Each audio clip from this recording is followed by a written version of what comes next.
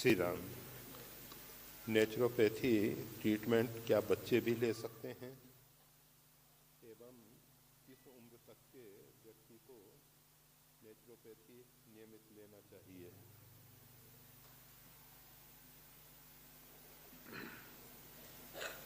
Naturopathy प्राकृतिक चिकित्सा, कुदरती इलाज।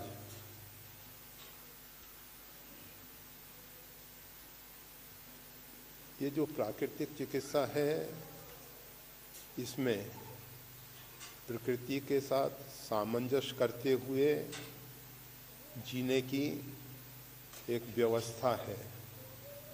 ये कोई ऐसा औषधि इत्यादि के द्वारा उपचार नहीं है। हम प्रकृति के साथ सामंजस्य बनाएं। परमात्मा और परमात्मा की प्रकृति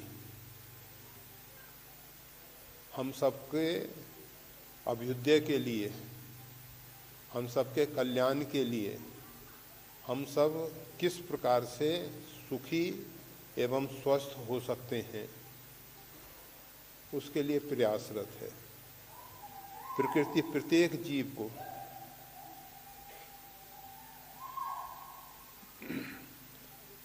स्वस्थ देखना चाहती है।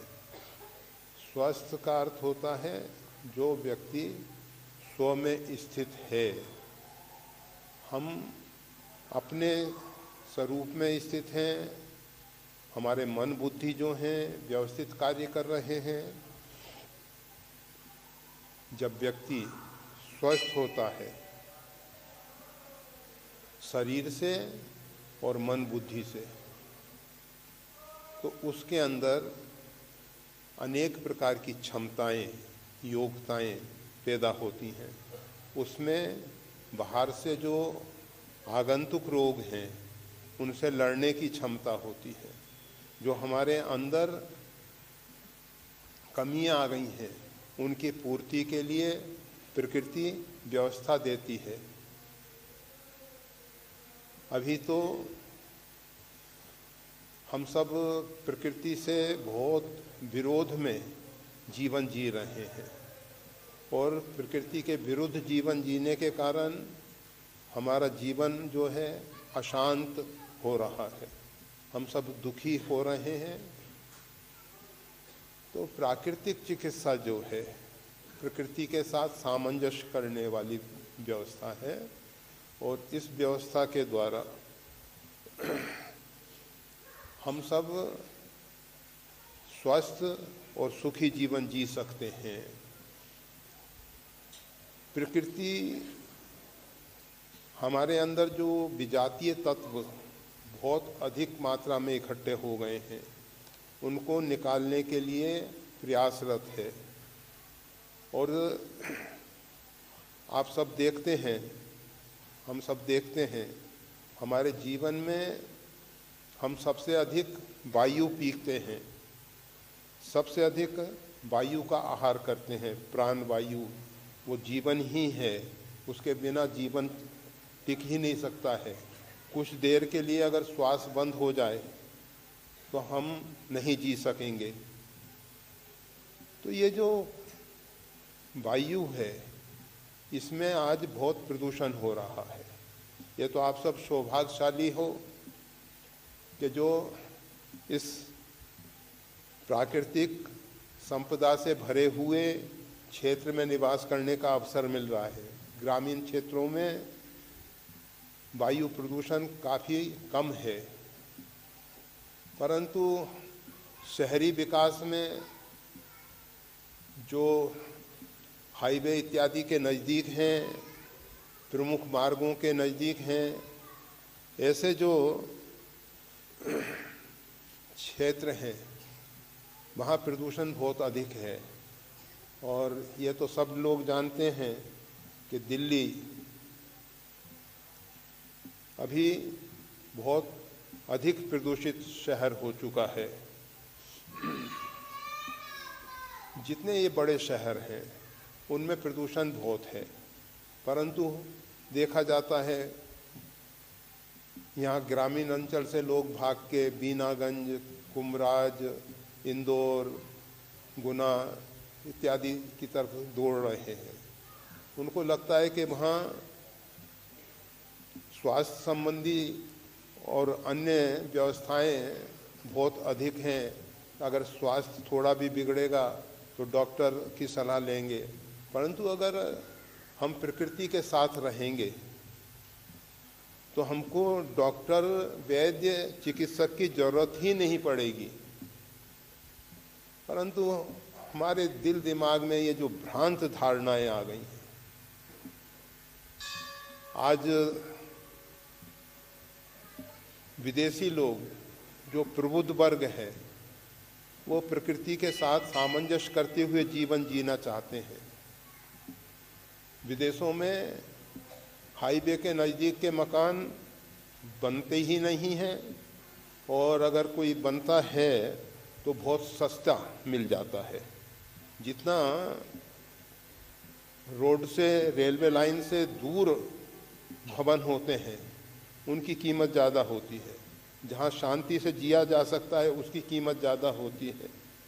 परंतु यहाँ भारत में हम देखते हैं हाईवे के किनारे ही बहुत कीमतें बढ़ रही हैं। जो भी है, इनसे हमको कुछ ज़्यादा प्रयोजन नहीं है, परंतु ये जो वायु प्रदूषण है वो हमारे शरीर में बहुत अधिक जहर इकट्ठा कर रहा है, और उस जहर से बचने के लिए जहाँ तक हो सके, जहाँ पर्यावरण की समस्याएं नहीं हैं, जहाँ शुद्ध वायु मिल रहा है, शुद्ध जल मिल रहा है, ऐसे क्षेत्रों में रहना चाहिए।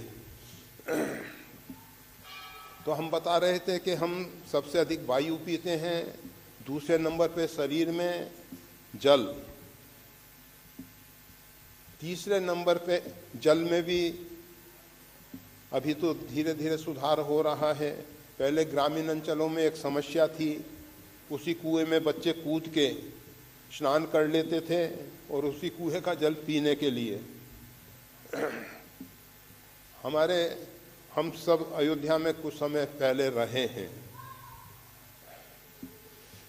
राम टेकरी पे आने से पूर्व 55-60 वर्ष तो हमको यहाँ हो गए हैं रहते हुए और आते हुए। उससे पूर्व अयोध्या में रहे तो उस समय अयोध्या में ठाकुर जी के भोग राग के लिए जो जल जाता था, वहाँ बर्तन भी साफ नहीं किए जाते थे। उस कुएं का जल केवल ठाकुर जी की सेवा के लिए है, और ठाकुर जी की सेवा में ठाकुर जी का जो भोग बनता है, नैवेद्य तैयार होता है, और जो अन्य ठाकुर जी की निजी सेवाएं हैं उसके लिए वो जल प्रयोग होता था। उस कुएं पे कोई दूसरा व्यक्ति नहीं जाएगा। जो ठाकुर जी के रसोई के लिए काम में आता था और वो सब में काम में आता था। स्नान इत्यादि के लिए कुएं भी अलग थे और सब बर्तन साफ करने और इन सब के कार्यों के लिए अलग। तो इतनी अच्छी व्यवस्थाएं थी वो पहले समय में, और अभी तो हम सब बहुत अधिक पिछड़ते जा रहे हैं। लोगों को लगता है कि हम एडवांस हो रहे हैं, परंतु हम सब बहुत पिछड़ रहे हैं। हम समझदार होकर भी मूर्खता का काम करते हैं। हम अपने आप को बहुत होशियार समझते हैं, और आपको मालूम है रामचरितमानस में स्पष्ट मन क्रम वचन छाड़ चतुराई भजत कृपा करहें रघुराई। व्यक्ति जब तक ये अपनी होशियारी, ये चतुराई नहीं छोड़ता, तब तक कितना ही भजन कर ले, कृपा नहीं होने वाली है ठाकुर जी की। ठाकुर जी की कृपा उन्हीं व्यक्तियों के लिए सुरक्षित है जो ये चतुराई से रहित हैं। मन क्रम वचन, मन से भी, वाणी से भी और क्रियाओं के द्वारा भी, तीनों प्रकार की चतुराई हमारे लिए हानिकारक है। आजकल क्या स्थिति बन गई है, सोई सयान जो परधन हारी, समाज में उसको बहुत होशियार कहते हैं, सयाना कहते हैं, जो परधन हारी, दूसरों का धन शोषण कर लेता है, उसको बहुत होशियार कहते हैं। बहुत होशियार व्यक्ति है वो, जो भी है। तो जल प्रदूषण, वायु प्रदूषण, फिर अन्न प्रदूषण। अन्न में आप सब देखते हैं कीटनाशक औषधियों का बहुत अधिक प्रयोग होता है। साग सब्जी फल सब में कीटनाशक औषधियों का बहुत प्रयोग होता है। वो सब जहर हमारे अंदर शरीर में जाता है। फिर जल्दी के लिए प्रेशर कुकर में कम ईंधन में अन्न तैयार करते हैं। वो प्रेशर कुकर में 300-400 डिग्री सेल्सियस पे भोजन पकता है। उसके कारण उसके जो फाइबर हैं, उसके जो रेशे हैं, वो सब खत्म हो जाते हैं और वो स्वास्थ्य के लिए हानिकारक होता है। तो इस प्रकार के अनेक विष जो हैं हमारे शरीर में भर जाते हैं और प्रकृति उनको निकालने की कोशिश करती है।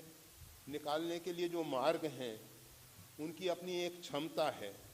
उस क्षमता से अधिक विजातीय तत्व निकाले नहीं जाते हैं। तो वो विजातीय तत्व जब शरीर में इकट्ठे होते हैं तो शरीर रुग्ण होता है, रोगी होता है। प्राकृतिक चिकित्सा जो है उन विजातीय तत्वों को निकालकर शरीर का शुद्धिकरण करने वाली चिकित्सा है। वास्तविक में सब खेल प्रकृति को करना है। यहाँ चिकित्सा में वो जो अंदर विकृतियाँ बहुत अधिक बढ़ गई हैं उनको निकालने की कोशिश होती है। उनको शरीर को साफ स्वच्छ निर्मल करने की कोशिश होती है। तो ये जो चिकित्सा है निरापद चिकित्सा है, सभी के लिए है, बच्चों से लेके वृद्ध तक। और कोशिश यही होनी चाहिए कि जहाँ तक हो सके एलोपैथिक, वैसे एक एलोपैथिक डॉक्टर का कहना है कि अगर विश्व में से ये एलोपैथिक ट्रीटमेंट, एलोपैथिक दवाएं हटा दी जाएं तो 60%, 60% रोग अपने आप ठीक हो जाएंगे। तो प्राकृतिक चिकित्सा एक बहुत उत्तम पद्धति है। अभी तो विदेशों में भी इसका काफ़ी प्रचार हो रहा है और भारत तो शुरू से इस प्रकृति और प्राकृतिक चिकित्सा इन दोनों के सहारे ही जीता आया है। तो इसमें बच्चे भी ले सकते हैं, इसमें उम्र वाला कोई प्रश्न नहीं है। कोई भी उम्र का कोई भी व्यक्ति जब तक वो प्राकृतिक चिकित्सा में आने लायक है। अब प्राकृतिक चिकित्सक घर पे जाके तो चिकित्सा नहीं दे पाएंगे, इसलिए जो यहाँ तक आने में सक्षम है आ सकता है। और अगर ऐसा है कि आने में स्वयं समर्थ नहीं है तो किसी दूसरों के साथ आ सकता है, अपने साथ एक सहयोगी को रख सकता है और प्राकृतिक चिकित्सा ले सकता है तो लेनी चाहिए। वीडियो देखने के लिए धन्यवाद। श्री गुरुदेव की वाणी का और ज्यादा लाभ लेने के लिए कृपया हमारे चैनल को लाइक और सब्सक्राइब करना ना भूलें। चैनल का लिंक डिस्क्रिप्शन बॉक्स में उपलब्ध है। जय श्री राम।